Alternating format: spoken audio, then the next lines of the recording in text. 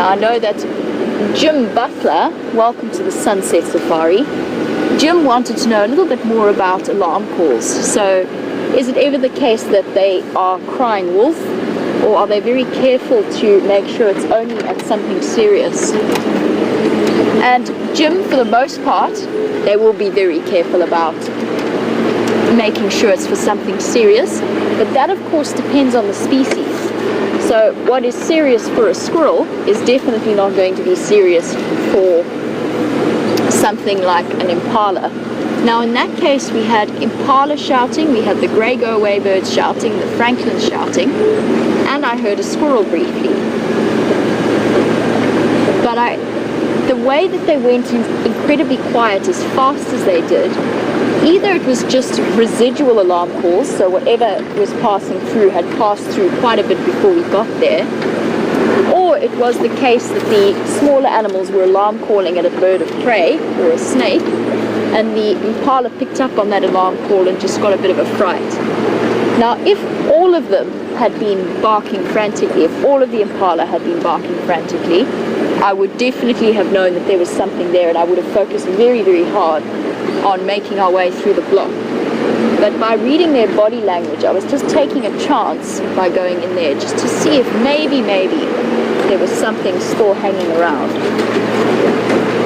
But for the most part, you have to learn which alarm calls to listen to if you are looking for something like a leopard or a lion or even wild dogs. Because something like a squirrel will alarm call for a snake, which of course is always fascinating to see, or a bird of prey. It might not be exactly what you're looking for. You also do get to know the top of the alarm calls as time goes on. You start to hear the more frantic ones, in leopard or lion in the area.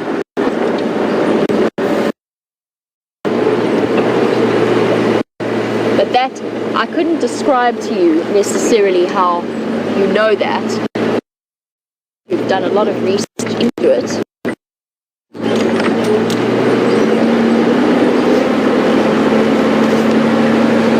I just know now from experience which ones I listen to on a more regular basis.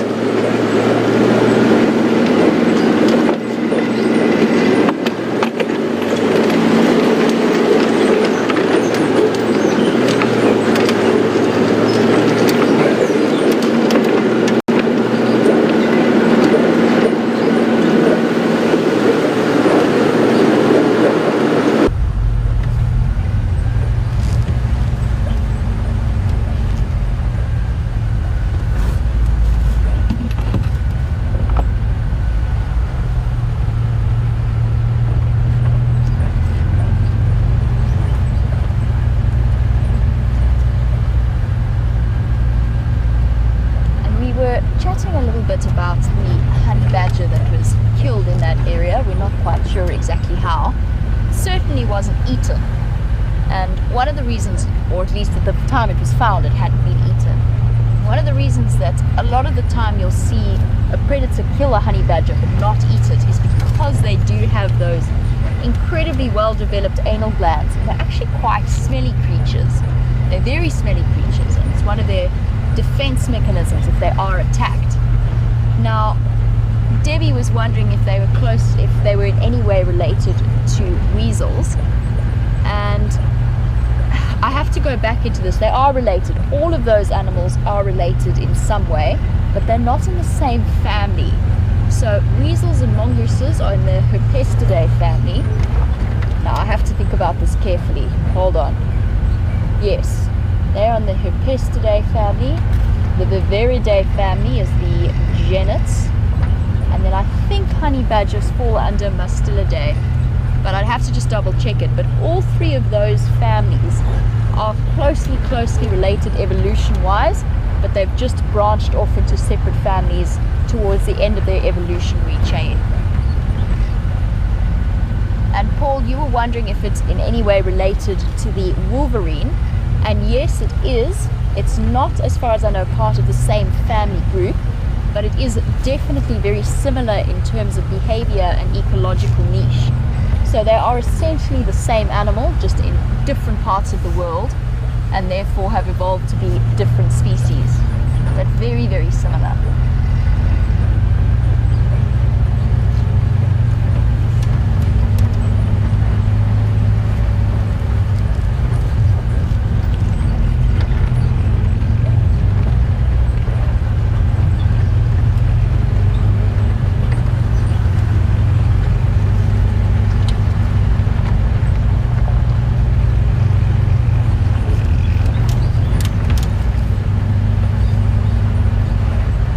Everything's so nice and clean. It's such a pleasure.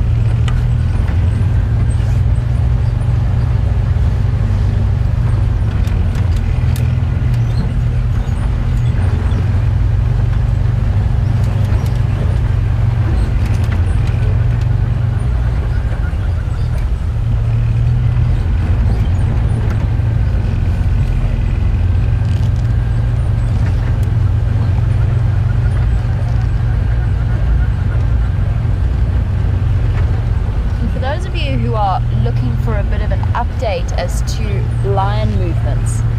Now, the Nkuhumas crossed out of our property and they have not yet been relocated. They went, as far as I know, they went north and then east towards Torchwood. And what's interesting is that there is a sort of a collective group for all of the guides in the area to keep in contact with their various sightings and update people as to where animals are. And there are 3 unknown male lions that are moving down further south, much further south from Gowrie, Maine. And it's strongly suspected that those are some of the Birmingham boys. Now, for those of you who might be joining us for the first time, the Birmingham boys are a young male coalition who've only just moved into this area and pushed the dominant 2 males that were here out of their territory. But it seems as though they are pushing further afield now.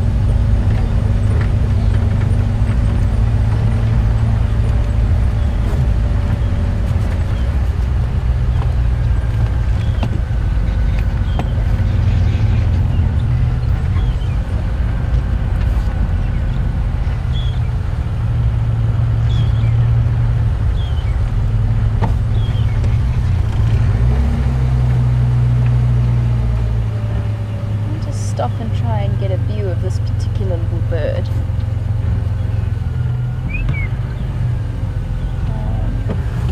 Stop here, otherwise I think he's going to fly away. BM, do you think you can get him? Awesome.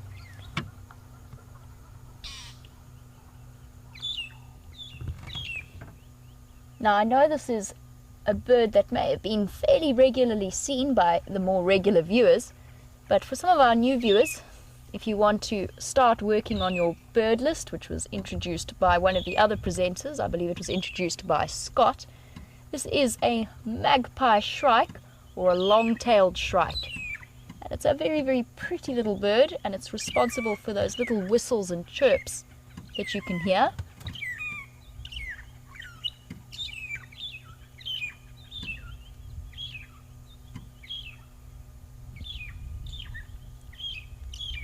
And with most birds, as with most birds of the shrike family, it is one that is a carnivore or a predator, and it will go out hunting insects.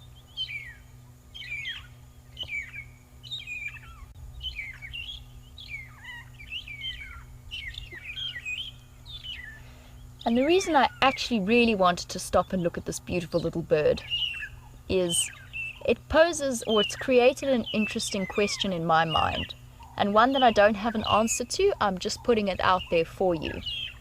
Now, in most birds that have long tails, as these do, it is only the male that has the long tail, and only in breeding season, because it is such an evolutionary disadvantage. It's an extra weight, it's clumsy, it's slower in terms of movement and escaping predators.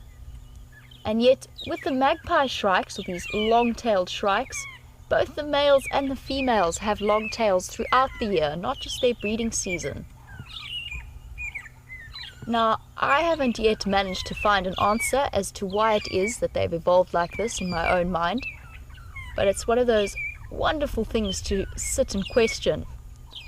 And it's that an awesome part of being out here and experiencing it is no matter how much we know and how much we learn, we are never going to know everything about what we're seeing.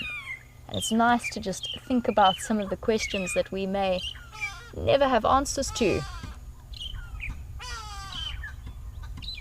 And on the subject of questions that we never have answered to, we had a little bit of a cameo experience with the walking backpack this morning when we realized that we didn't necessarily need Wendy in order to be out and about. And at the moment, Scott and Brent are out exploring the wilderness on foot, and I believe that they have things to show you. So I will catch up with you a little bit later.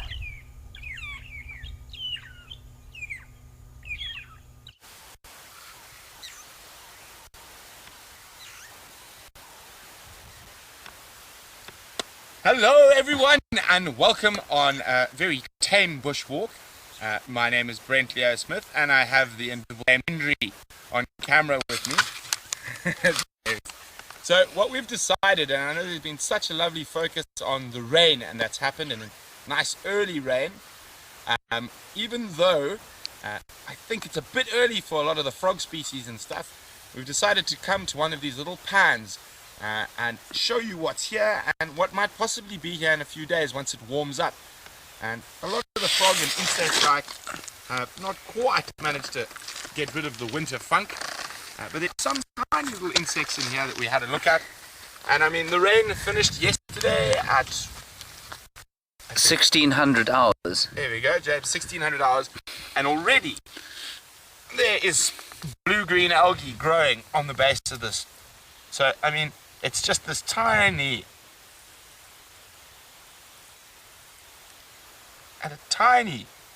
little layer of algae already growing. So obviously it's been lying dormant during the winter months, and just that little bit of rain and life is exploding. But these little pans like this, and this is a little wallow, probably started by something like a warthog, a little depression, and it's going to get bigger and bigger, and I've actually even seen a buffalo lying in this exact one. But they will become, especially a little grassed pan like this, will become a really great habitat for quite a lot of little frog species. And I think one of my favorites we're going to find in here is the golden leaf folding frog. Said so, obviously this is very not great golden leaf folding frog grass yet, but once it greens up, there's a specific grass species that does grow in these aquatic habitats. It's called jungle rice, and it's got almost tiger stripes over it. And the golden leaf folding frog take those quite broad leaves and they'll actually fold them and lay their eggs inside there as a little protective case over the water, so they are able to then protect their tadpoles, and when they hatch they will drop straight into the water. So really, really fascinating. Another one we might find around here is, I know a lot of our favorites, and that is the bubbling casina. And they have a wonderful sort of bubbling, as the best way to describe it. Maybe James can give us an impression. Not quite like that. A bit more musical. Bloop, bloop, bloop, bloop, bloop, bloop, bloop, bloop, bloop, bloop, bloop. And they are incredible ventriloquists. So you often try to find them when you go frogging, and they're actually a very pretty frog. We'll try to show you some pictures just now. And you will think they're calling from this exact spot, and they could be calling from the opposite end of the pan. James has found something. No, I'm just showing where the bubbling casino might be calling from. And apart from that, we're going to get lots of little insects in here, water boatmen, water scorpions, and obviously the tadpoles that'll come. And we're going to walk on to a slightly different type of pan now. And as I said, well, we don't have a firearm. We don't have a firearm with us, so we're going to walk a little bit further from the car, but we are still staying with the vehicle. The reason we don't have a firearm with us is because we're not walking very far. And the reason we normally do carry firearms on full bush walks is because James is not able to escape with that large backpack on his back. And here we have some crested francolins.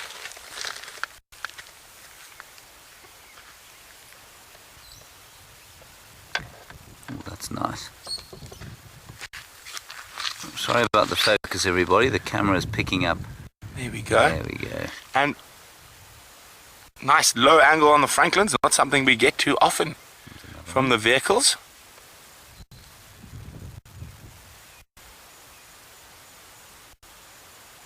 Beautiful. Very, very nice. Feeding on all the grass seeds.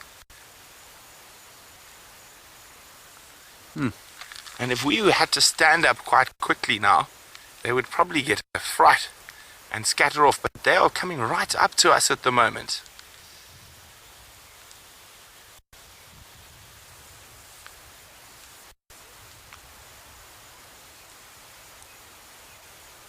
Look at that. They're coming right up to us. I don't think they've realized that we are the dominant diurnal predator yet. I don't think they have, Brent. This is amazing. This is fantastic. I've just got to excuse the jerk on my triceps. Oh, I'm suffering slightly, so I need to sit down. There we go. The backpack is about the same size as James. Yes. Look at this. These little things are so close to us.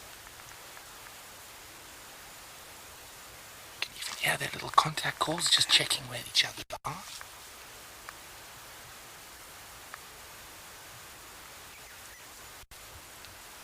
This is so cool.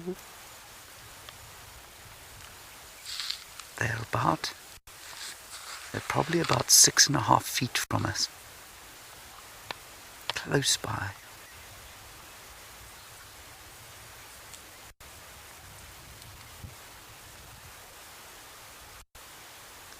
I don't think the microphone's picking up that doot doot doot doot. Yes, that's so cool. Look at the colours. Beautiful colours. There's one off to the right. It's almost heading right into us. Oh, changed direction. Well, changed his angle, certainly.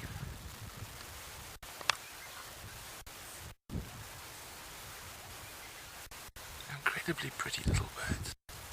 Well, actually quite big birds. So for you guys up in the northern hemisphere, if you're in Europe, the closest thing to a franklin for you guys would be probably a grouse. And I think you do get grouse in the Americas as well.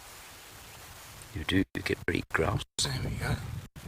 And these are probably our African equivalent, although we do have quite a few species of them in various different sizes, and these guys are sort of the medium.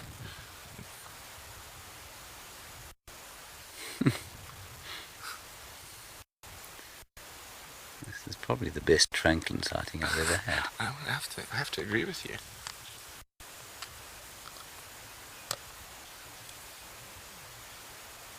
Oh, something stuck in the throat there.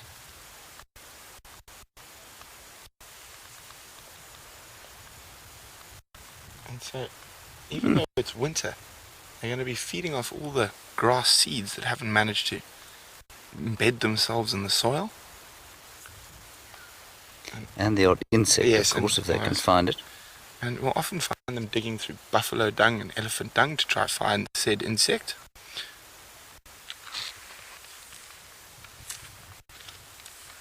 And I'm coming out into the open. I'm going to have to move. That scraping noise is the enormous backpack, of course.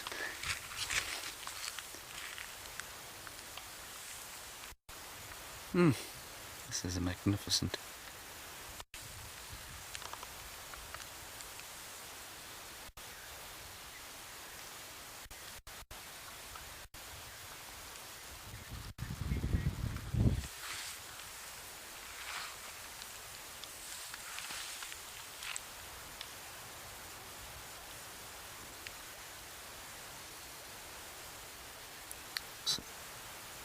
Coming up the road towards us at the moment.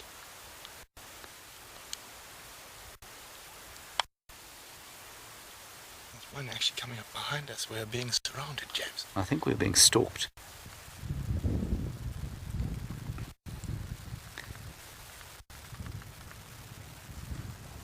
Look at this thing. It's right next to us now. It's amazing what just sitting still when we're talking. Unbelievable. So, and they're aware that we're here. This is so special. This really is so special.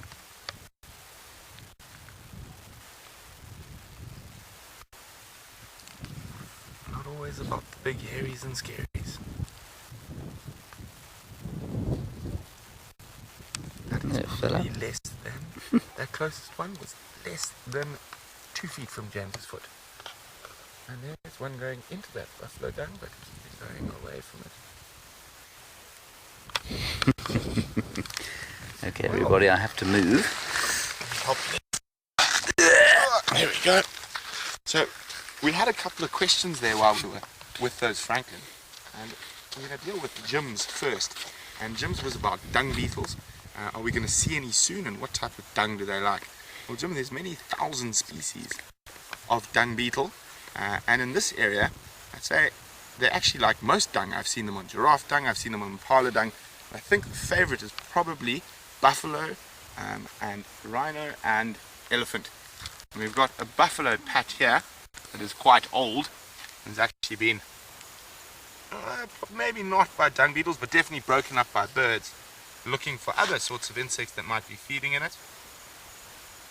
You can actually even see some of the bird dung on the buffalo dung, so a multi-dung patch.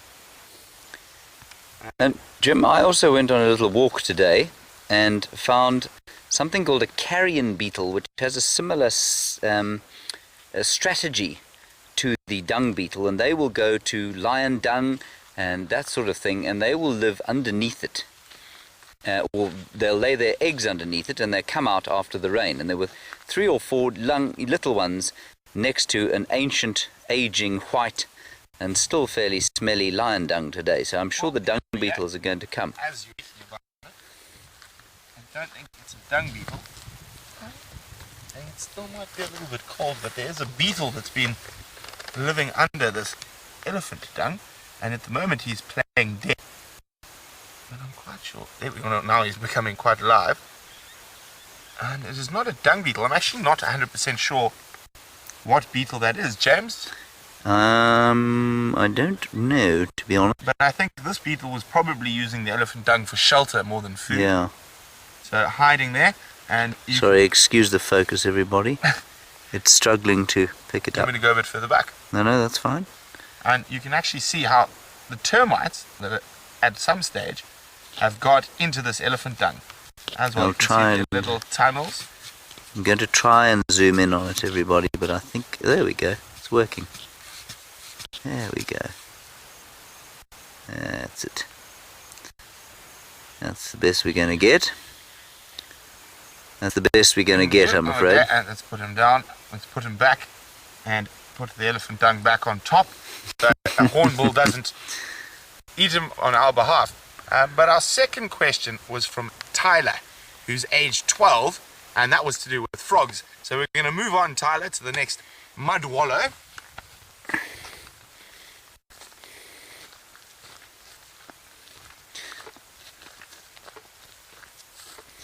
And we can see this is a much bigger wallow, and one that I know the buffalo of this area frequent. So this, from a frog point of view, is possibly not the best type of wallow. You can see there's no grass around it, no nice vegetation for them to hide in, and obviously the buffalo being in and out of it is probably quite disruptive. But we would definitely find terrapins in this wallow once it gets a little bit warmer. I think a lot of the stuff's going to come out in a couple of weeks once it's a bit warmer. But Tyler, you asked us how many frogs there are here. Well, Tyler, I'm afraid I can't give you an exact answer, but I'm guessing probably around 50. Well, James and I are disagreeing on this. I'm going to go probably between 25 and 50 species, but we will actually have a proper look and let you guys know. Well, I'm just trying to think of the ones I know well, and I can count. I think we've got at least 4 different types of toads. We've got African bullfrog, golden leaf folding frog, tremolo sand frog, knocking sand frog, bushveld rain frog, Mozambique rain frog, so what have we on 11 now? Yeah. Water lily reed frog, Casinas. 2 red-backed and bubbling casinas, so that's 14. Oh, and I know Banded rubber. Dwarf puddle frog, Pratana. platana, 3 different species of platana, frog, Yes. water lily. I've said that one, but we will actually have a proper look and let you guys know. Probably close to 25. It's January 5. Yes. I'm hoping there's a few more. Now, Brent, what I would like you to do is demonstrate the toothbrush tree for us. Would you mind doing that? I've done this in a while. The last time I did it, we happened to go on Arethusa after there's a big fire. I've actually fortunate enough to have a toothpaste as well. The tree called? There's Guari Euclea divinorum, and the reason it's called divinorum, it's actually used traditionally water to find underground water sources, and actually as another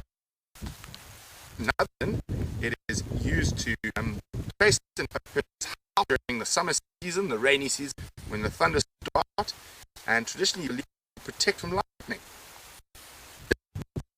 Lightning before? I've never put it in my but I've never tried lightning. Yeah. Well, not on foot. Right. So what you do is you tear off a bit of the, scrape off a bit of the bark like that. It's quite a long tooth. And front to me. Brent, the Bushman didn't have leather men. Let's do this with the bone. Fortunately, I leather man. Makes it a lot easier. As you can see, there's not much bone and flint around parts at the very moment. So break it up. It becomes really deeply if you chew on it. Chew.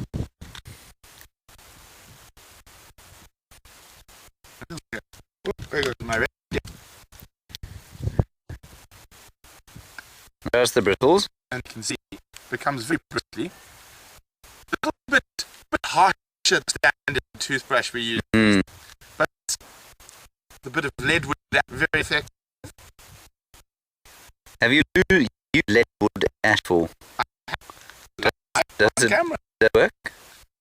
It seems, and it doesn't nearly as bad as I was expecting it. It actually pretty much tastes like nothing, but there's definitely a sort of, it definitely feels like it doesn't feel dirty in your mouth. And when you have to get checked by the lead ash, I've already done it. Okay. So guys, thank you for joining us in our brief interview around the pans. I'm going to cross back to Jenny and we will try and find something else interesting for you guys a little later.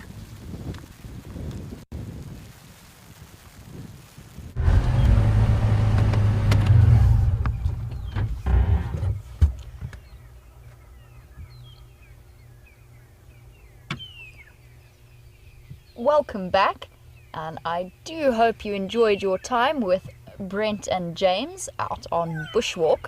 Whoop, and up into the tree.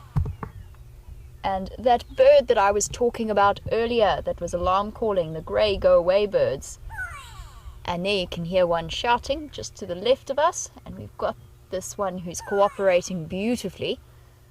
This is, for any of our new viewers, a grey go-away bird, named for that distinctive call. Go away! Go away! And they've got very, very keen eyes. And that sound that they produce is very, very useful because they will shout at the various predators who move through. But they will also give your position away. If they spot humans walking in the bush, they will tell you to go away and alert whatever you are following to your presence. And I've had that happen several times while I've been walking through the bush and trying to sneak up on something.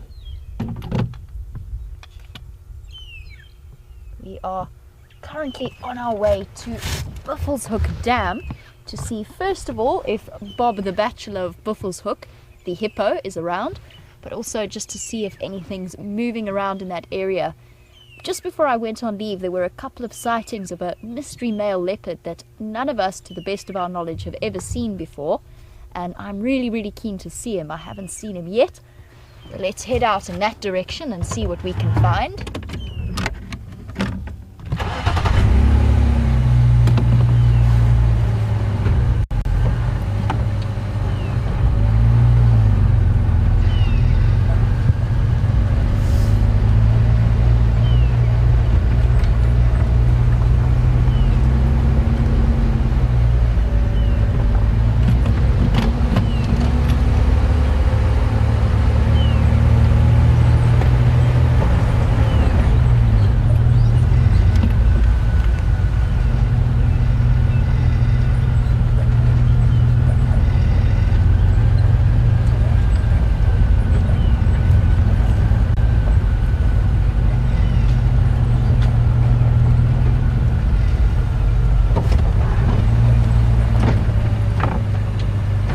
Going through a bit of a muddy patch.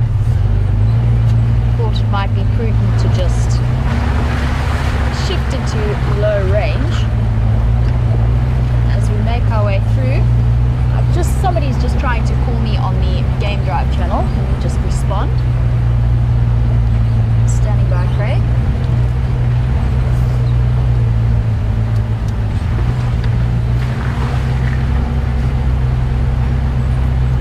That's a negative.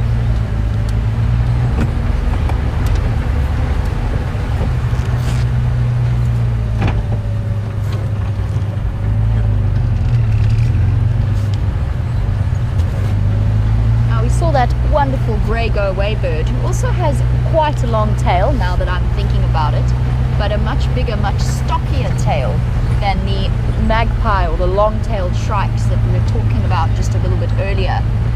Now, Jim Butler has suggested that maybe it is for balance, because they are quite a stocky bird, and I suppose that is entirely possible. It's quite a valid observation. They are stocky, but maybe not as stocky as some of the bigger shrikes, like the various bush shrikes, although those tend to be more adapted to hiding away in thick foliage, where a short tail is more advantageous. And Kathleen pointed out that maybe because there are so many black or dark colored shrikes, it helps them tell each other apart. Also a valid observation, although there are so many different types of light colored shrikes as well. I'm not too sure about that. Still a very interesting question, and amazing to think that we probably will never know the answer to that. Now, I've just spotted, and the subject of adaptations to environments, just spotted a rather long-necked mammal, going from long tails to long necks, quite far on the other side of Buffelshoek Dam, but we'll see if we can get a nice view of him. Just want to double check the dam properly first. And we have an aquatic mammal as well.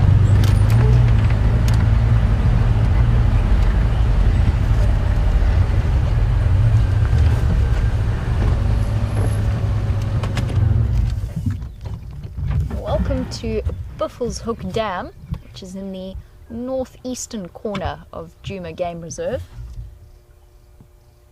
And we have, first of all, I was talking a little bit about a long-necked mammal. There is one right on the other side of the dam. Here we go, perfect. We've got both of them in shot. To the right of your screen, there is what looks to be quite a solid male giraffe, quite a large male. And in the dam is Bob the Bachelor of Buffelshoek, a hippo that is fairly regularly seen here.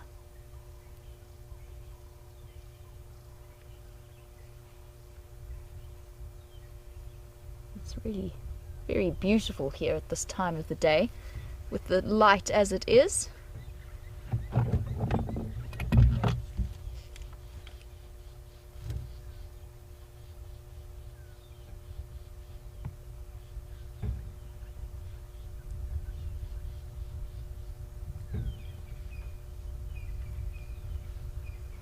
go. The big male giraffe munching on what looks like, oh, what is that? It's flowering. Could well in this area be one of the bush willow species.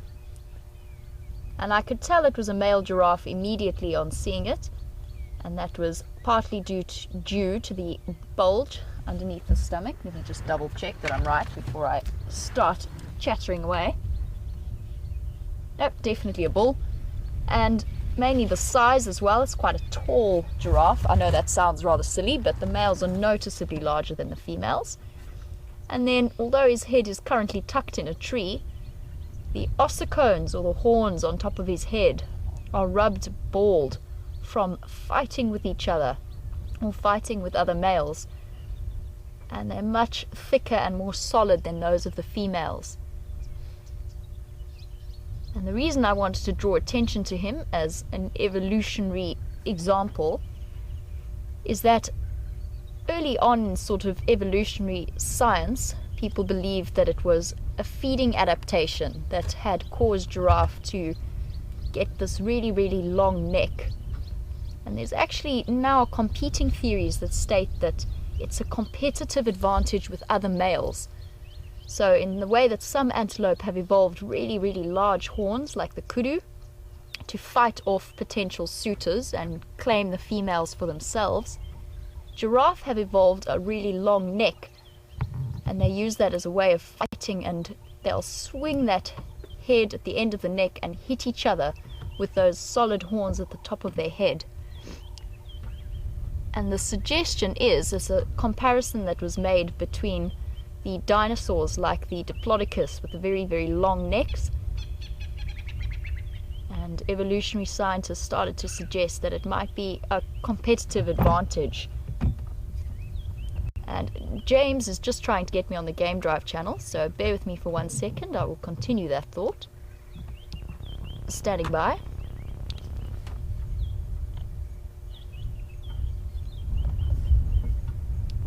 I'm currently at Buffelshoek Dam.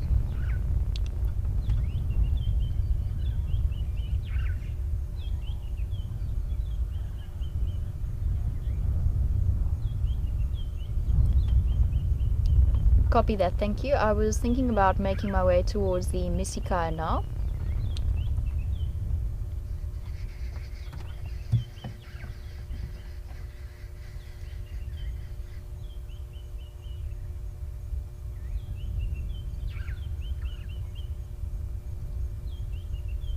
And a really nice, tranquil setting in this late afternoon light.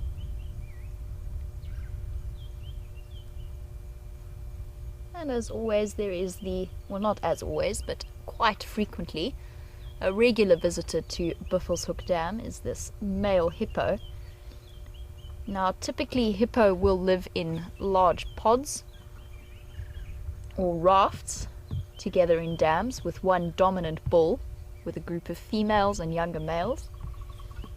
And it could well be that this is either an older male who can no longer compete with the younger dominant males, or it is a young male who's just been pushed out by some of the older dominant males. Looking at him and just his size, I would say it's more likely that he's an older male. He is sometimes joined by a female who I believe has been given the name Princess Daisy. She doesn't seem to be here at the moment. He does seem to be quite content in his solitude here at Buffelshoek Dam.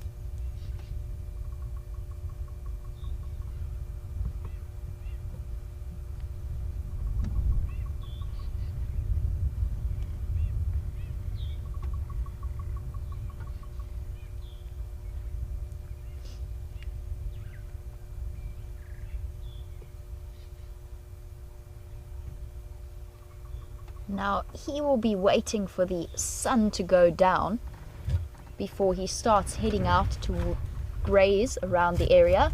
And he can move almost up to 10 kilometers in one night away from the dam and go out and graze, and then return back to his place of sanctuary in the morning. So he can move quite happily between dams if he does want to go out and seek some company, which he probably will do over the next few days. And the nice thing is for the hippos is that with this early rain, the dams will get a little bit bigger and there's less social pressure. They're not as on top of each other all the time as they would have been in the dry season. So it's a good time to be a hippo. And the one thing about being the cloudy days that we've had over the last sort of 3 or 4 days since I got back here, this is actually probably the first proper blue sky that I've seen since I've been back at work. And it's always very important if you are walking in the bush to remember that although hippos during the day are going to come and spend their time in the dam, on cold cloudy days they're much happier and much more content to spend that little bit of extra time in the morning or come out a little bit earlier in the afternoon. And I have in the past encountered on cold cloudy days hippos in completely random places, at one time more than a kilometer away from water at about 10 o'clock in the morning. And that was just because it was nice and cool. So always really, really important to remember that. Now I do want to start heading across towards the hyena den and see if there's any action happening on that side. And since I need to have a little bit of time to get there fairly quickly because somehow the darkness has caught up with me, I believe that Brent and James have an interesting encounter that they have with the walking backpack on Nyala Road South. So I'm going to send you across to them with their Duggar boys, and I will be back with you a little bit later.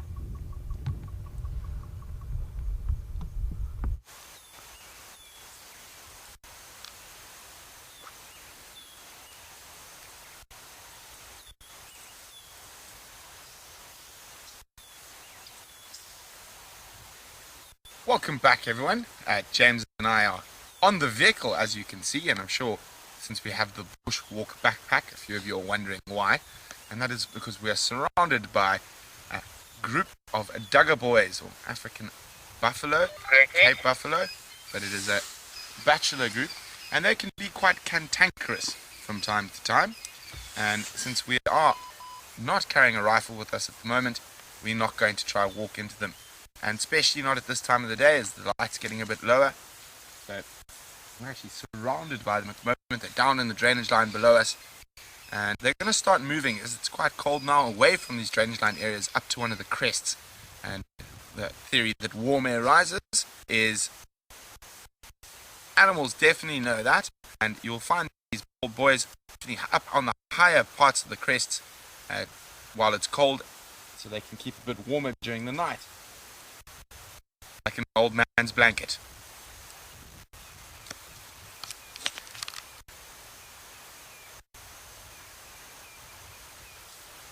It's always good to sit and listen for a little bit.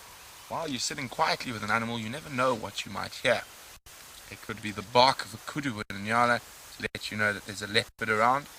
We would be most grateful for that at the moment, since we've covered the majority of Arethusa and Juma without a leopard or lion track for a while.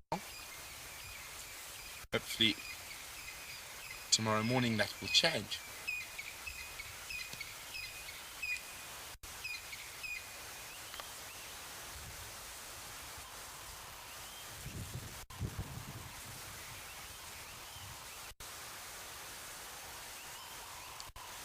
They'll be definitely quite happy with that little rain that happened. Definitely less they have to move between food and water. Not that these old boys move too far as it is.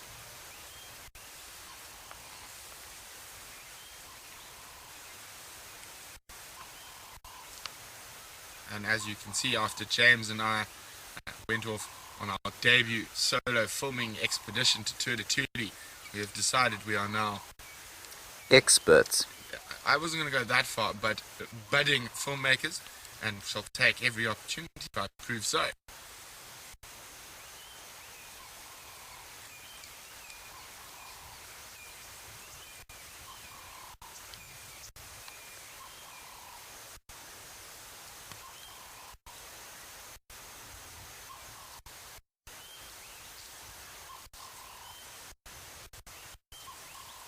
Now, one thing you must understand, everybody, is that we might like to move a bit forward, but we can't do that, of course, because well, first of all, I'm filming and driving, so I might Brent Leo Smith into a drainage line, and that would be the end of that, or a buffalo.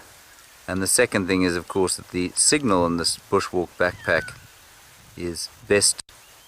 was only sort of viable at slow speeds, slow walking speeds.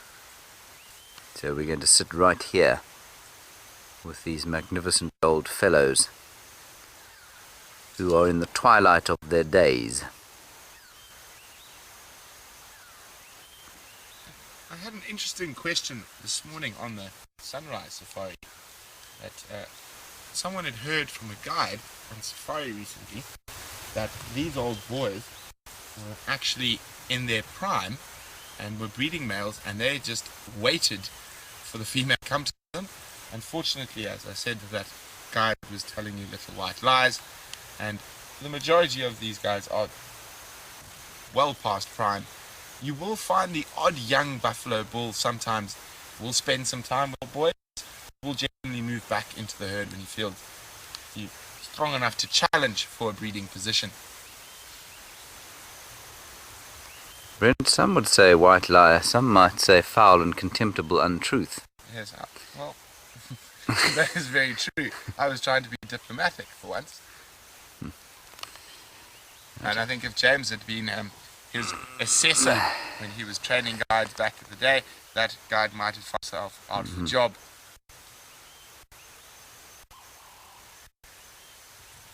Okay, I think there's more there, and then we'll try a bit forward, maybe. Well, we can attempt. I can hold the camera.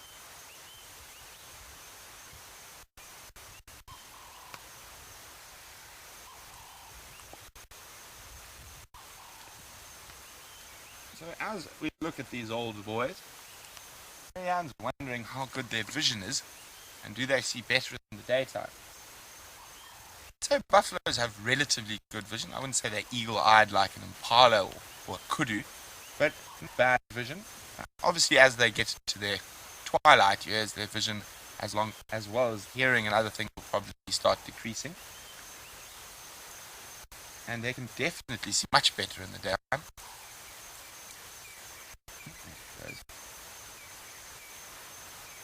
Buffalo do make our 4x4s look quite useless when they go straight through the bushes.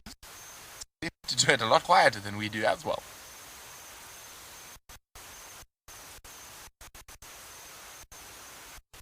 Just quickly, what you can see there, everybody, is the fact that, and this is not to find a point on it, that point about these being prime bulls is conclusively disproved by the vision you currently have of what is a scrotum that is no longer functional. You can see that his testicles are not anything like those of a prime bull. If you see a prime bull in a herd, they are large and hanging down. And of course, once a buffalo passes the age where they become useful, he doesn't expend any more energy on maintaining them. Right, I'm afraid I think the buffalo... So we're going to try something now. I'm going to sit across the bonnet, and we're going to go real first-person point of view camera work here. I can't go too far because of the length of the cable. We're going to try go a little bit, and oh dear, I'm pushing buttons, and there we have James driving. I'm not driving. Yes, and we're going to go forward, onwards towards the buffalo. Try stay with them a bit longer, and hopefully James doesn't get too distracted by a camera in front of him instead of behind him, and go into the drainage line. Well, they're very close, and it happens to be on the only road next to the highest drop on the whole of Juma. We can try have a look down. You can see it is probably a good 4.5, 5 meter drop into the drainage line, but as you can see now, we're approaching amongst the buffalo again.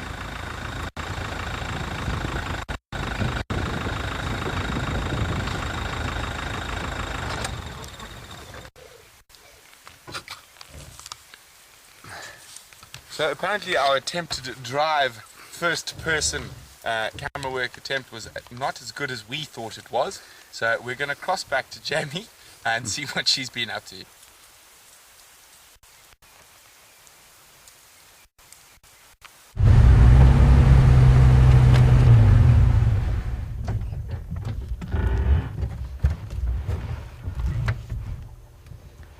Welcome back, and I do hope you enjoyed your time with Brent, James and the other Duggar boys of Djuma.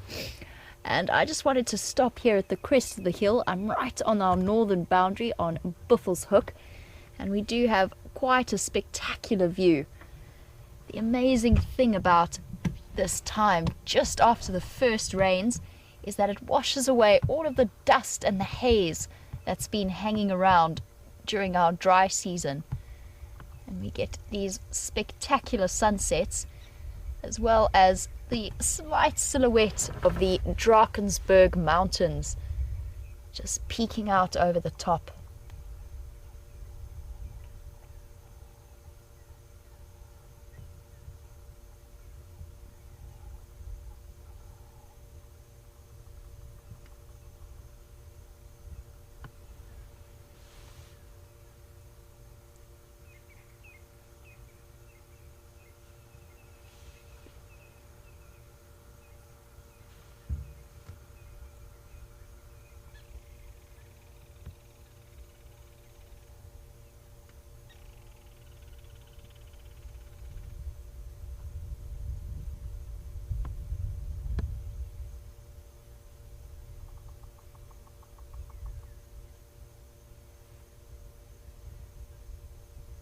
It really is absolutely beautiful out here. It's something that I like to stop and do on a fairly regular basis. It's just whenever I'm caught up somewhere going to do something, it's always important to stop and enjoy the scenery for a couple of moments. It just serves as a really healthy reminder as to exactly how much I really love being out here and enjoy the silence and the vast space of this area. And then of course, while you're having a deep moment like that, there is inevitably a fly that sits on your nose, just to add to a different level of enjoyment to the whole experience. And now we shall continue on to our hyena den, which is not too far away.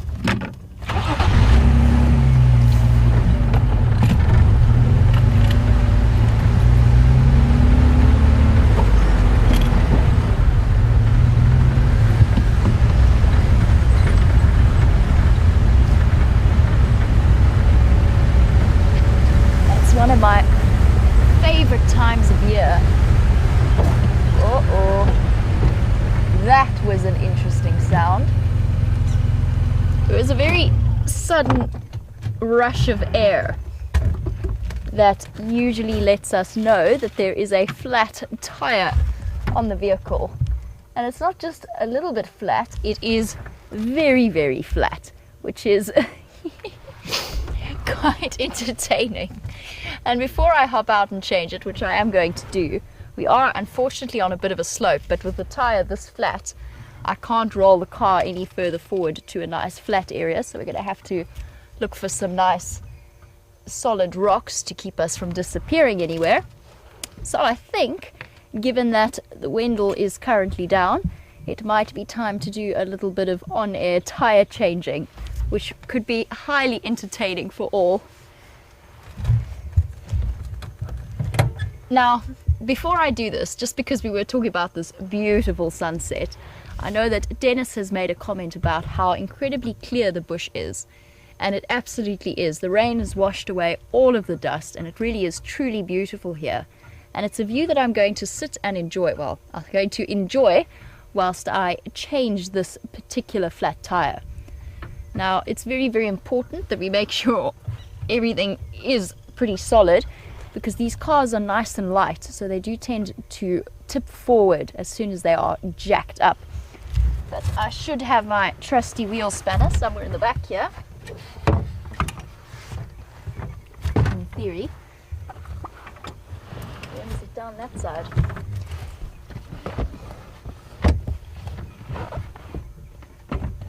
luckily this is not the first tire I've ever changed in my life.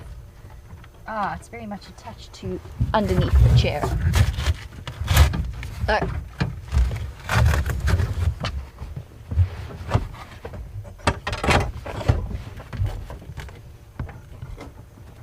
The wheel spanner is very much trapped under the seat, so this might turn into a more complicated experience than we were expecting.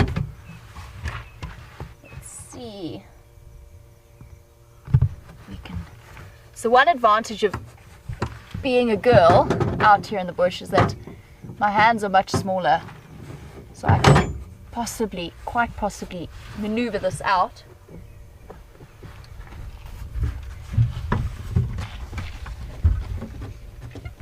Now it's my understanding, no, this is very much wedged in, so I think our on-screen tire change might have to wait for a moment, because I really need to get in and take this seat up and apart before I can do anything.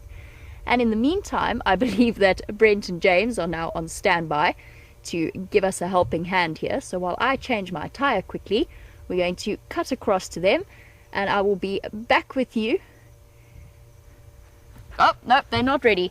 So we're going to talk a little bit about the various changing tire experiences that I've had. So the most entertaining one was changing a tire with a leopard probably about 50 meters away. Luckily she was very relaxed, but this particular car had not the high lift jacks that we use for our vehicles, but a bottle jack, which requires sort of climbing under the car to get it up and levering it up. And while I've been describing that particular action, and I'll finish the story, the beauty, smell, ignored us completely as we changed the tire, which was very fortunate for the other vehicles involved in that sighting.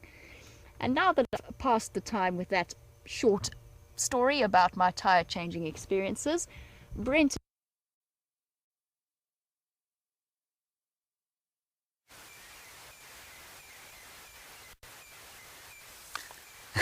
Welcome back, everyone.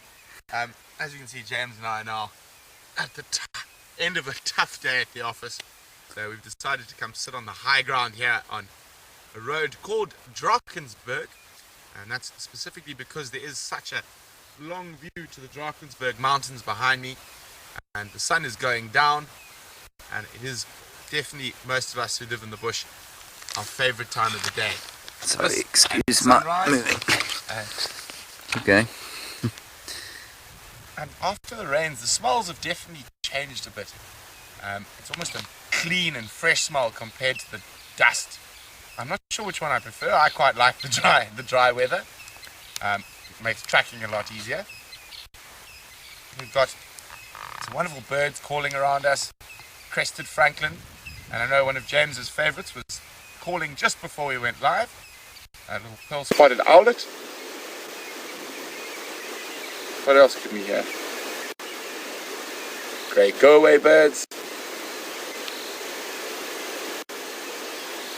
Whee! Doesn't quite fit the beautiful vista behind us. A raucous call of a grey go-away bird.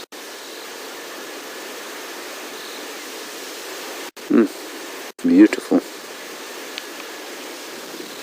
Not my filming, everybody. My filming isn't very beautiful, but the picture behind us is just magnificent. And we can see the last of that cold front. That disappearing, going to make someone else wet.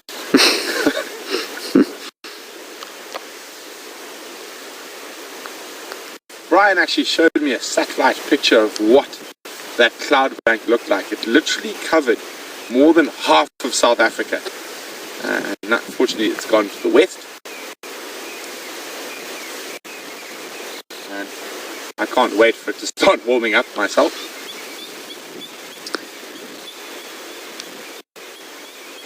I think we have a question coming through, but I'm not sure it's...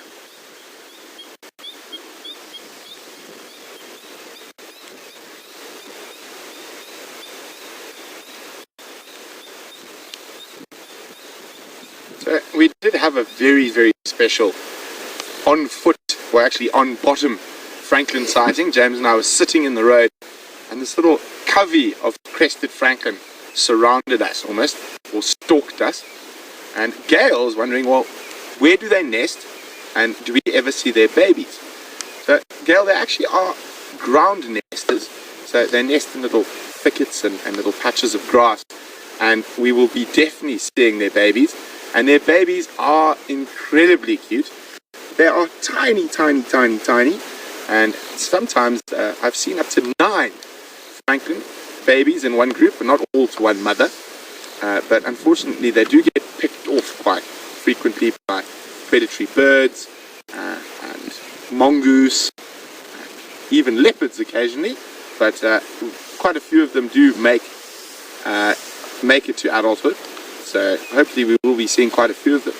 And I think for me the cutest of all the baby franklins is probably one of the hardest to see, and that's the Coqui Franklin's baby. They are really, really, really tiny. It being the smallest Franklin species we see regularly around here. Which is the James of Franklin species. Yes, I am the red, what's it? No, Swainson's profile of Franklin species. And we're actually at the spot that a lot of you will know very well. I'll be back in a second. Brent is coming back now, everybody, fear not. He's just going to fetch a prop while we wait for Jamie to change her tyre. Still quite smelly. And quite heavy. Yes, it is the buffalo that the Incahumas managed to catch very close to us. So we're going to pop it on the ground here, and maybe now, since we can get off the vehicle, I keep trying to show you these little carrion beetles, but they keep escaping. So even though this carcass is over a month old now in the skull, these carrion beetles and whatnot will go into this brain cavity and feed off the brains, and even still feeding off all these little bits of sinew and things that are still here. I must tell you, everybody, that despite the age of the skull, as Brent says, the smell is still fairly appalling. It is singeing what little hair remains on my head. See, James is just a bit sensitive.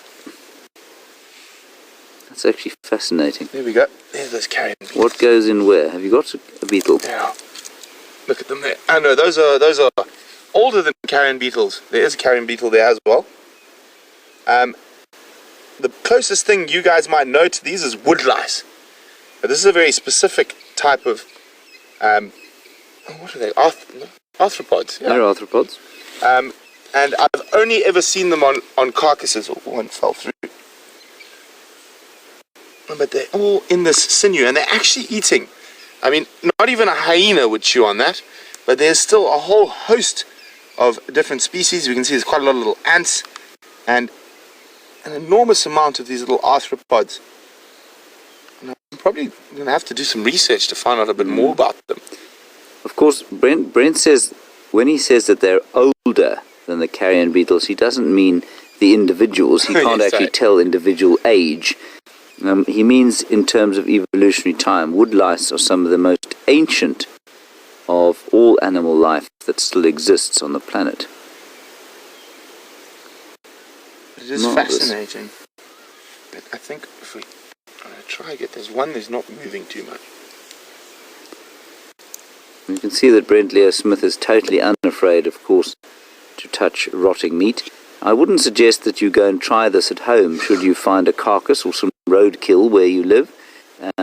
But Brent will make sure to wash his hands as soon as we get home. Well, actually, after we go off camera, I'm going to wipe them all over James's face. Yes, what a lovely thought. But he thinks I'm joking. See any the horn moths? No, we actually stopped here to check for the horn moths, and I said we're not going to see any of them till it's rained a bit more. So we're going to have to definitely come back and check, and we'll be looking for those. Almost looks like someone's taken a drill and put these perfect little round holes into the boss. Oh, we do have one of my favorite little creatures. A jumping spider, who I think is hunting all the other inhabitants. And he's just there. I don't want to put my finger too close, he might jump. I'm going to try and zoom in on him, but everybody...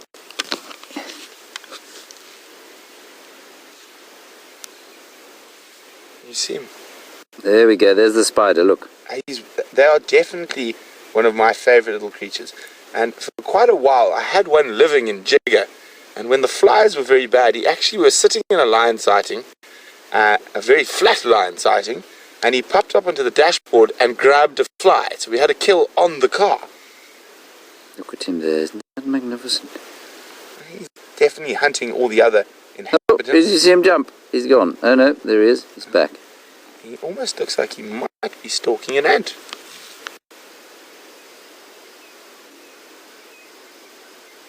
So as we say, even a dead animal is its sort of own mini ecosystem in itself.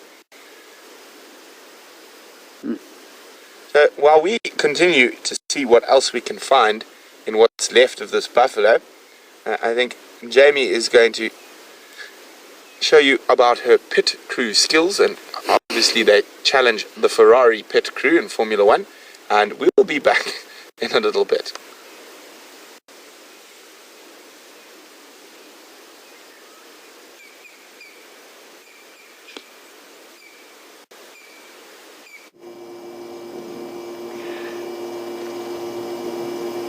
So guys, welcome back, and as you can see, we have managed to get the vehicle jacked up. I would say that probably the hardest part of this whole experience was getting the tire iron, which is this thing, out from underneath the seat. But we are now jacked up and probably ready to get going. I'm just going to get the one tire off and the other tire on. Now this is a brand new spare tire, which means I had to jack it quite high to make space for it.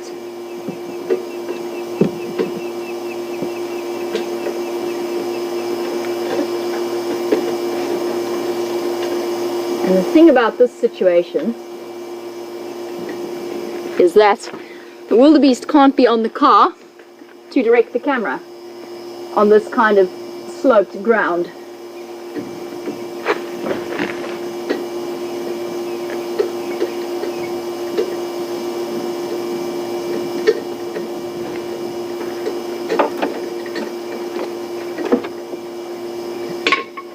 Here we go. All 5 wheel nuts are off.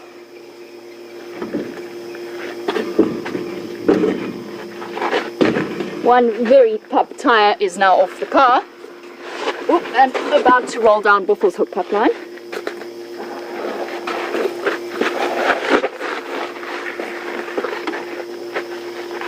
Have I got this? Yes.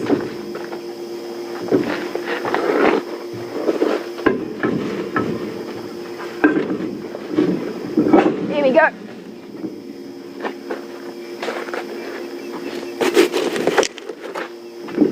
Tire is on.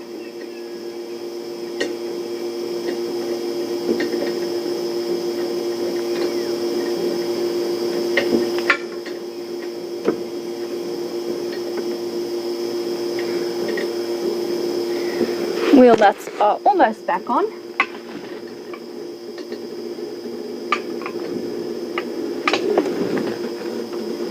Oh, car is slid. You okay there, Wildy?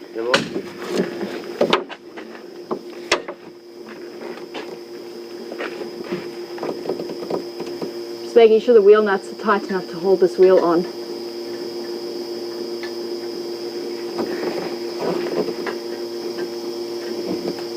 It's the unfortunate nature of soft sand.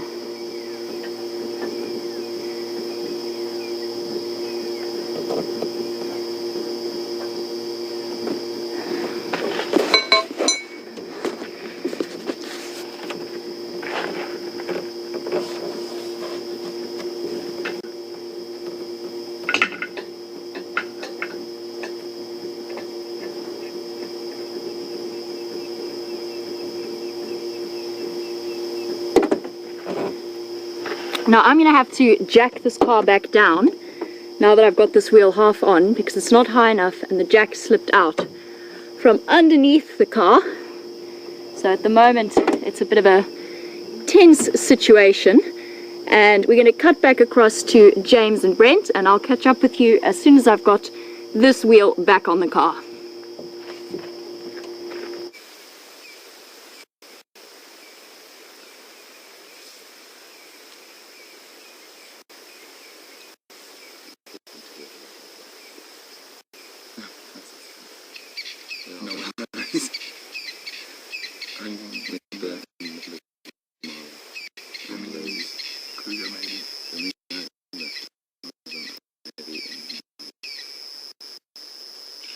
Hello everybody, Welcome back.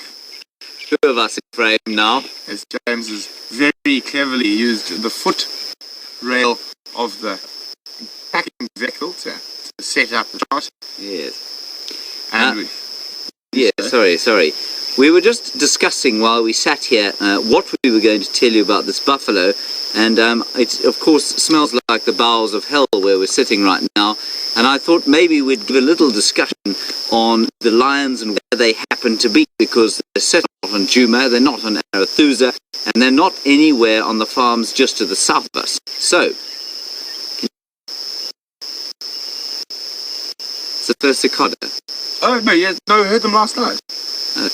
Sorry, we did it all this morning. Sorry. So the cicadas are calling. Wonderful beetles, at least bugs. We're going to get on to them, talking about them now, but I'm just going to quickly give you an update on the lions. So, the Nkuhuma Pride, we think, are off north of Buffalo of Buffelshoek, probably in the Manyeti. I think they're very nervous about being probably attacked by Birmingham boys. And remember, now they've lost 3 lionesses. One of them we haven't seen being killed, young sub-adult, but she's missing, and we don't know where she is. And then the Matimbas are now on Londolozi, which is probably, as the crow flies, about 10 kilometers from where we're sitting now. We don't know what they're doing there. It's certainly not in their traditional territory, and I think they're suffering for their lives. And interestingly enough, earlier today, 3 what we think were Birmingham males were tracked down into Mala Mala, possibly hot on the trail of those Matimba males. Now the Matimba's in a really bad spot, because just south of where they are is another coalition of 4 males. There are quite a lot of them there. Yes. You've seen them? I haven't seen them, I just know them. The 4-ways males, I think they're called. Oh, and they're 4 ways males. Quite apt. Yes. And the Nkuhumas, no one knows at the moment. No. We think they're either hiding somewhere in Buffelshoek and no one's been able to try and find them yet, or they have gone to the Manyeleti. Yeah. I think more likely into the Manyeleti. So just to recap, for those of you who perhaps don't know, 1 female killed in February. Where was that? Do you remember? Buffelshoek, as far as I know. Well, another one killed on Torchwood just the other month, I think in June, or maybe early July. And then a young sub-adult has gone missing. And just after they had killed a buffalo on Buffelshoek and were chased off it by a few of the Birmingham boys. So at least by one Birmingham boy. And I suspect that he was killed by him somewhere in Buffelshoek about 3 or 4 days ago. So that's a bit sad for them, but that is the way of things with the lions. Now, there is no fireside chat today, in case you were wondering. I suppose where we're sitting here in this green cloud of carrion-infested air, this might sort of substitute a little bit for a fireside chat. And let's perhaps just these bugs that I'm hearing now, the cicadas. I'm not sure if this fairly basic microphone that we're talking to you through is picking them up. But the cicada is a fascinating bug. It's not a beetle, known as a Christmas beetle, but it isn't in fact a beetle at all. No, it is a bug, a member of the order Hemiptera, and they have come out of the ground after an enforced year of celibacy, dwelling on the roots of various trees, probably in this area some terminalia trees. They've come out, lions, calling, not attacking. That's quite close to our boundary. So we'll take a drive up. I'm afraid in this vehicle we're not going to be able to do it at a great speed, but we'll take a look and see if the tracks aren't coming this way. I actually think they sound north of us. I think they're probably a little bit north of us, but we'll go and have a quick look. What do you think? Definitely, I'd say probably a bit north of Buffelshoek Dam, that area. So we might be lucky. Anyway, we'll have a quick discussion with the cicadas, then we'll cross back to Jamie eventually, and we'll head off and see if we can't pick up those lions quickly before the end of the drive. So those cicadas, those are males that are singing now, and they're singing after a year of enforced celibacy. They are singing their lungs out in hopes of trying to attract a female. This, of course, is why I sing, Brent. Yes. Yes. I have, of course, do not sing as well as the cicada, and I find myself, of course, alone in the world, but that is just the way of things. It's okay, James. Thank you, Brent, for your comfort. But also, I think, as far as I know, the most common cicada species we get in this area is the red-backed cicada. And hopefully, we will be able to catch one for you at some point to show them to you. I've been bombarded by cicadas, driving through Mopani woodland in Botswana in a closed Land Cruiser. And one manages to get under your seat somewhere, and it is very, very loud in a small confined space. Yes. Of course, the most amusing thing about a cicada, of course, is that when they fly, when you're a guide, of course, you drive around at night and the tracker sits on the front with a spotlight, and that spotlight, of course, attracts beetles and bugs and various other insects to it. And the most amusing thing, of course, is that because the light is at basically guest height on the back of the vehicle, the squeals and screams coming from the back of the vehicle make guiding at night a profoundly amusing and wonderfully entertaining activity.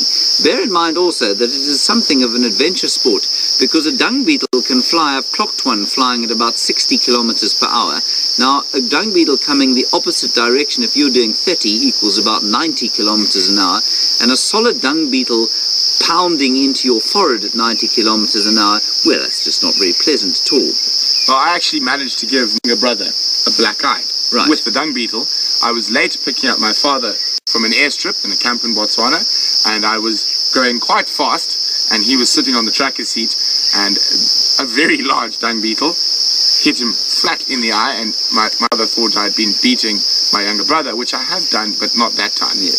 So be aware, the next time you come to Africa, watch out for dung beetles flying at 90 kilometers an hour into your face. On that note, we are going to cross to Jamie. I hope she has two still beautiful eyes and no black ones. We'll see you a little bit later. We probably will be done for the rest of the day, but we're going to quickly try and find those lions. If we don't, we'll see you tomorrow. Bye-bye, and thank you for putting up with our amateur attempts. See ya.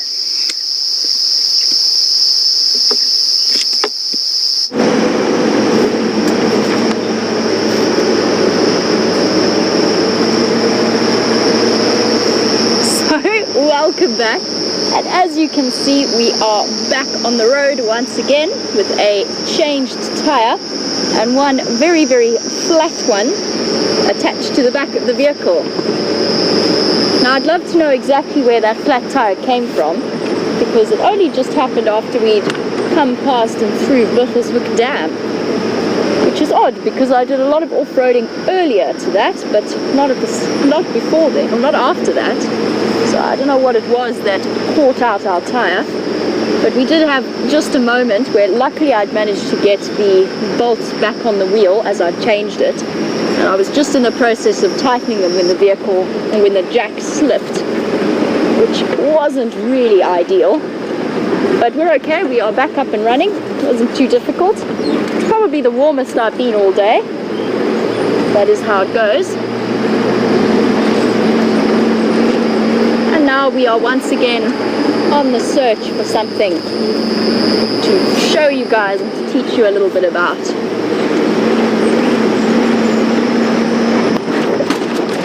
Whoop. Avalanche. There goes my hat. I still say the hardest part of that entire experience was levering the tire lever out, or the wheel spanner out from underneath the seat where it had somehow got jammed. Luckily, these Land Rovers, the bottom part of the seat comes off, So we're able to get it off.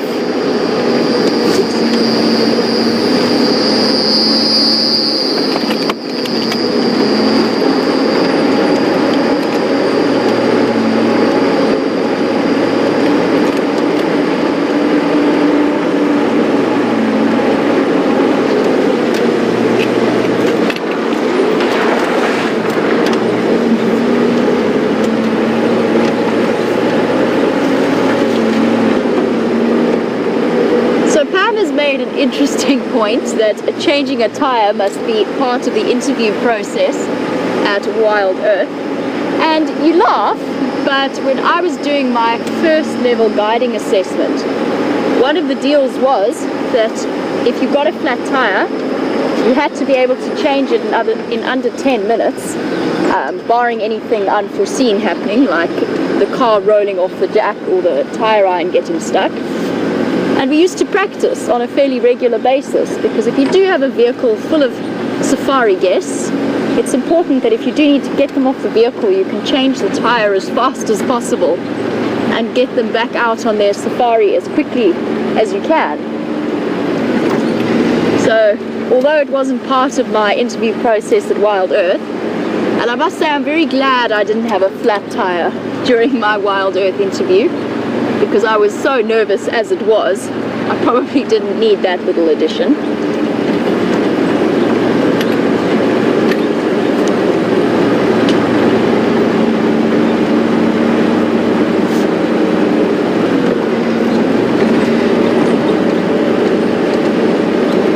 Now, I will say that during that entire process, Liam was incredibly helpful in assisting me, and he was responsible for many of the different processes that were happening, and he's still got to be the one who is in contact with the outside sources to let me know what's going on outside of our little bubble. So I think Liam did a fantastic job.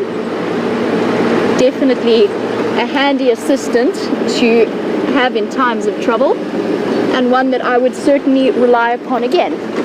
So thank you for your help, Wildebeest.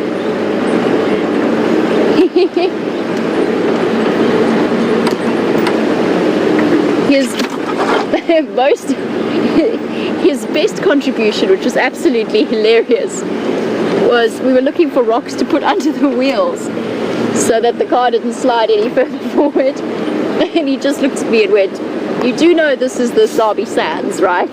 There was not a single rock anywhere to be found in the place that we were." It was very funny.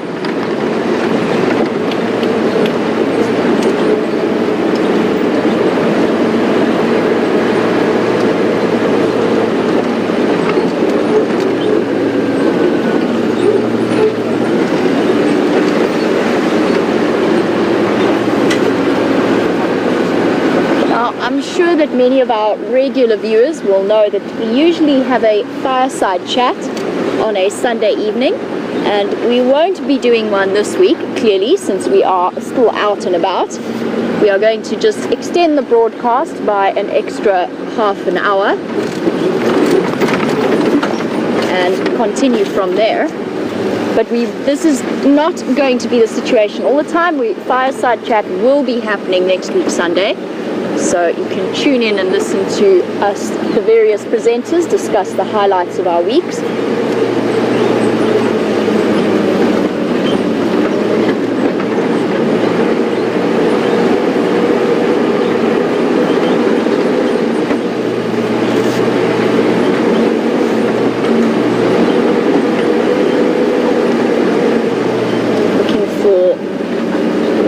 Eye shine happens to be hanging around.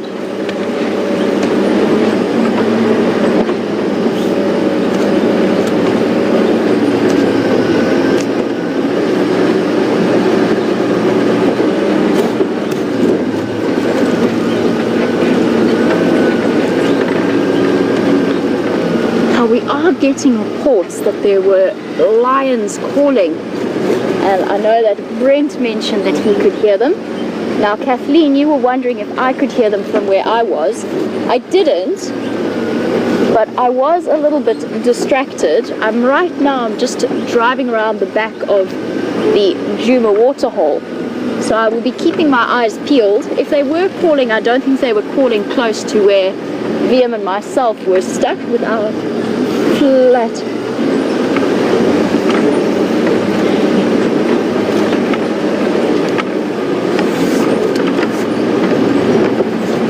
We'll keep an eye out for lands.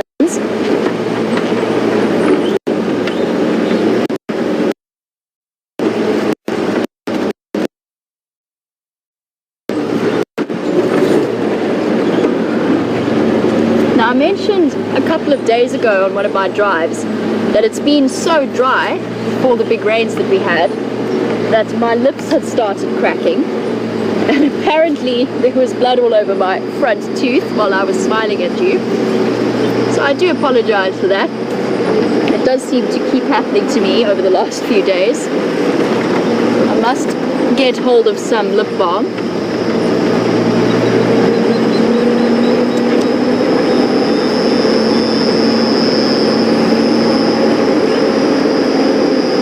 Come on, Karula, this is one of your favorite areas. Must be hiding somewhere in the shadows.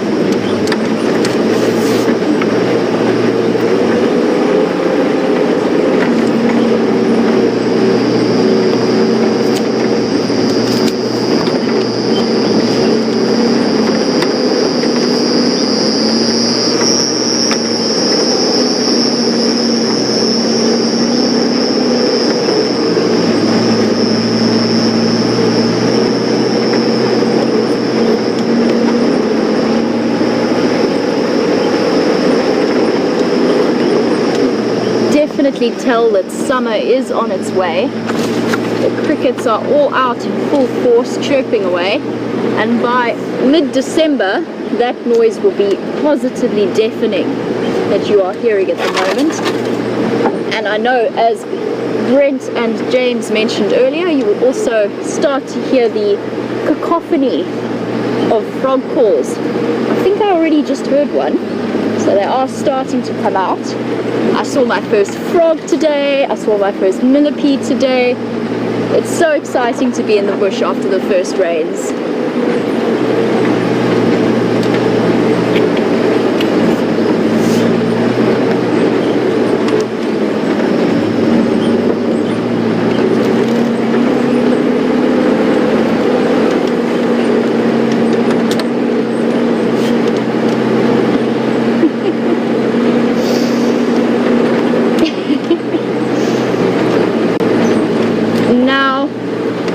We've had a question from Alex, who I believe might be a friend from the past. I could be wrong, and of course a very good friend of mine. And Alex, welcome to the Sunset Safari. If this is you, I will hopefully be seeing you sometime next year, luck permitting, and I'm very, very excited to see you all again.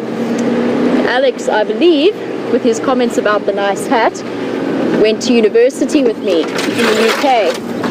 And Alex would like to know if my favorite animals have changed since I started working out in the bush. And the answer is, ooh, that's a difficult one. No, probably not. I think my favorite animals are still the same.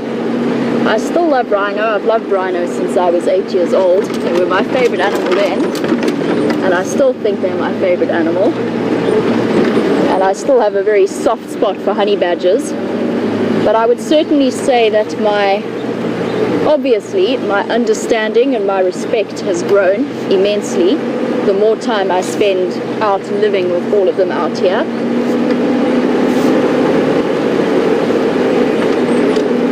And I have plenty of stories to tell you when I do see you, and I might even wear the hat.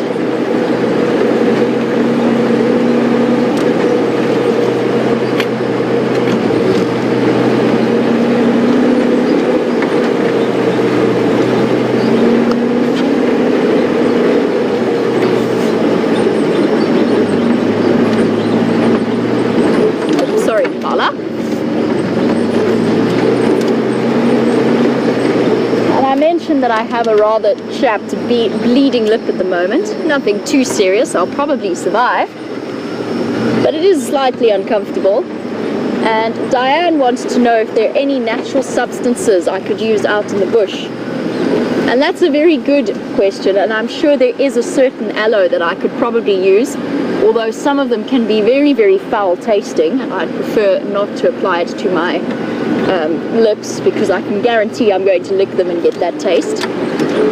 But I'm sure that there are aloes that I could apply. I'm trying to think what else I could use. There's a lot of natural painkillers, but I'd need something that really keeps the moisture in. That's a very good question. Sure, there must be something. I'll think about it. I'll look that up and get back to you. And I'm sure that if I can't find the answer, I'm sure that Brent, Scott, or James will have an answer for me as well.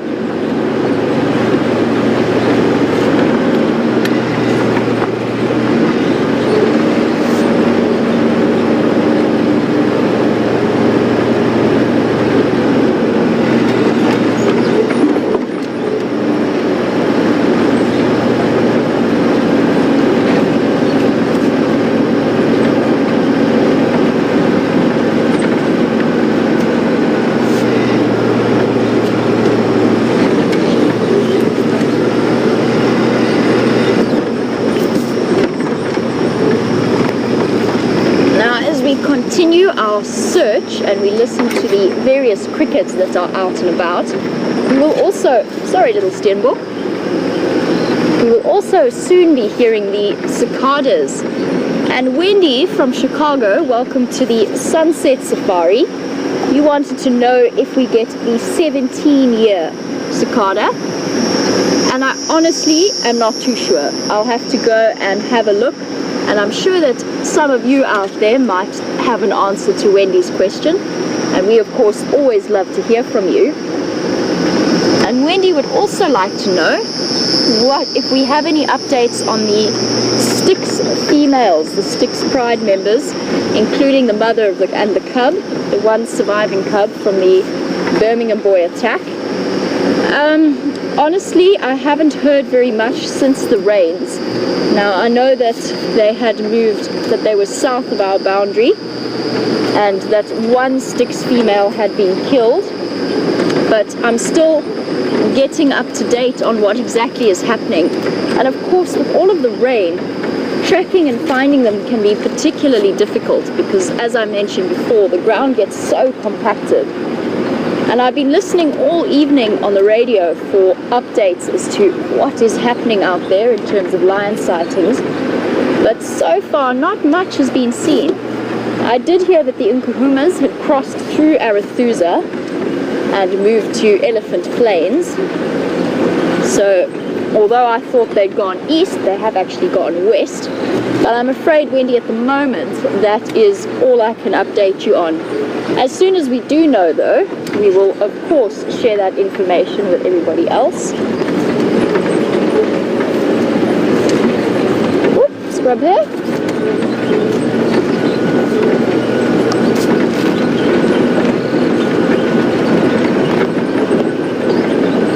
Oh, such a beautiful evening.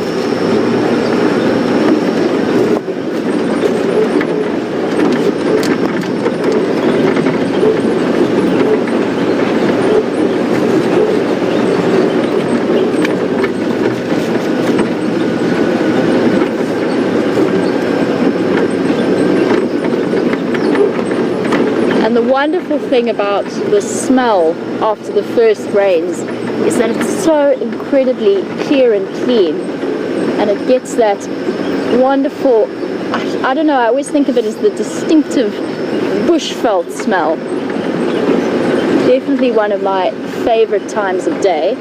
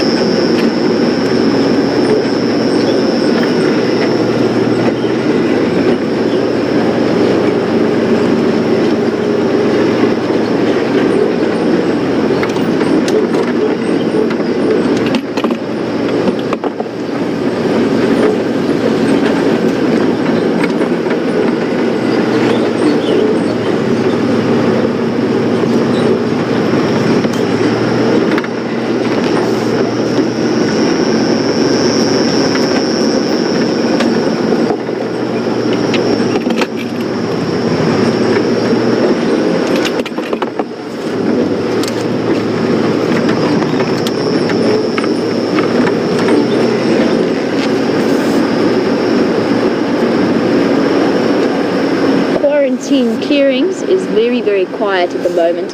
If you're wondering why I didn't head across to the hyena den, it was actually getting, after our tire changing experience, it was a little bit too dark. Now I could have gone there, but I, personal approach, prefer not to spotlight the young cubs, especially the smallest one that is at that den site. And there was no guarantees that the adults were going to be around, and it's not as accessible as the old hyena den was. It's a little bit more tricky to get in. It's very, very thick. It makes a lot of noise and a lot of disruption. So I'd rather not do that at this as it was getting dark. I'd rather have been in the den site as it got dark. So we will just have to follow up with those hyenas on another live safari, probably tomorrow morning.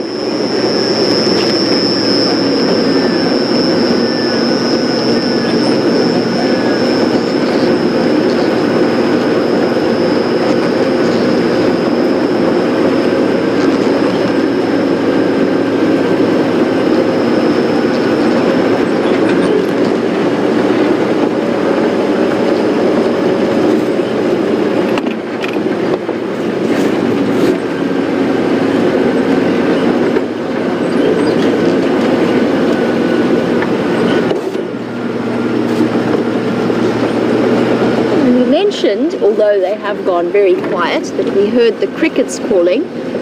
No, we can still hear them maybe a little bit, but we still haven't heard the cicadas. And I know that Brent and James mentioned that the males will have been waiting a year in order to come out and mate. And Matt was wondering if the species that we get in Africa are the same ones that he knows about, and whether or not they can sometimes wait up to 14 years before they emerge to mate.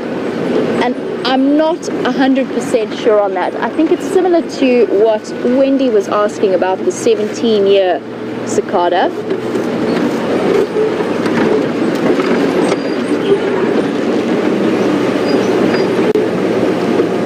I'm stopping for a bush baby, but I think he's going to duck away. Oh, there he goes. Nope. Unfortunately, just a little bit too far away. I don't think we're going to manage to catch him. No, he's coming closer. Let's just stop and wait a moment and see if maybe he comes through. You can see the bushes moving where he jumped.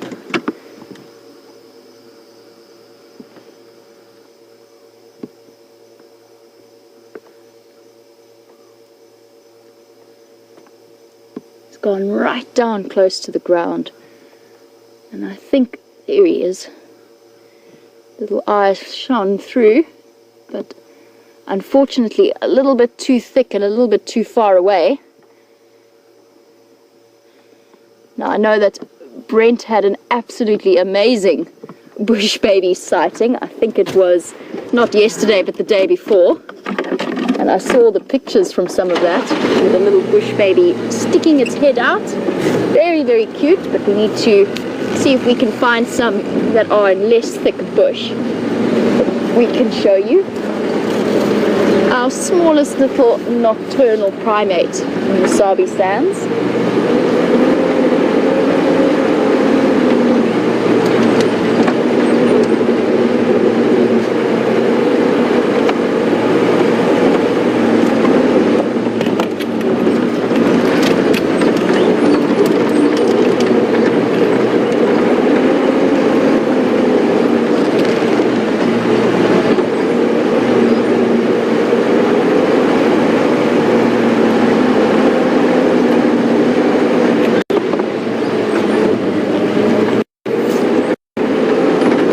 Nice and slowly through the dip.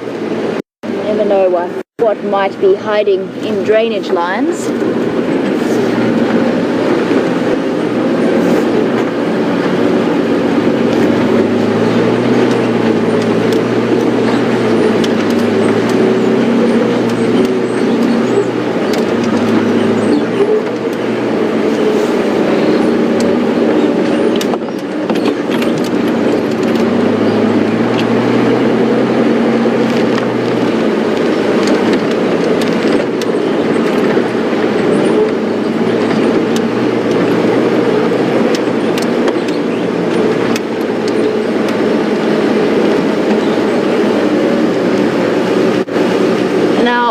Question earlier from Alex, who went to university with me, and Alex and I both did law together in the UK.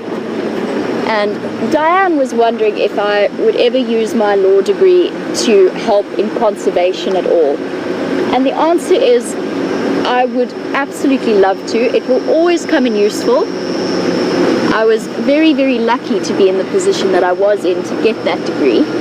However, I don't necessarily think that it will be in terms of being a practicing lawyer, but being able to build up my knowledge base, which I really need to do, about environmental law in Africa and internationally, would be something I would be very keen on doing. I was definitely not the world's best lawyer. I was not particularly astounding at it, but I did work very hard at it and I got better. But I don't think I will ever be a practicing lawyer, but to be able to use the gift that I was given in terms of being able to have the education I had, and I was very fortunate to have it. I think that being able to use it to help the various conservation or help address the various conservation issues that face our world, I would absolutely love to do so.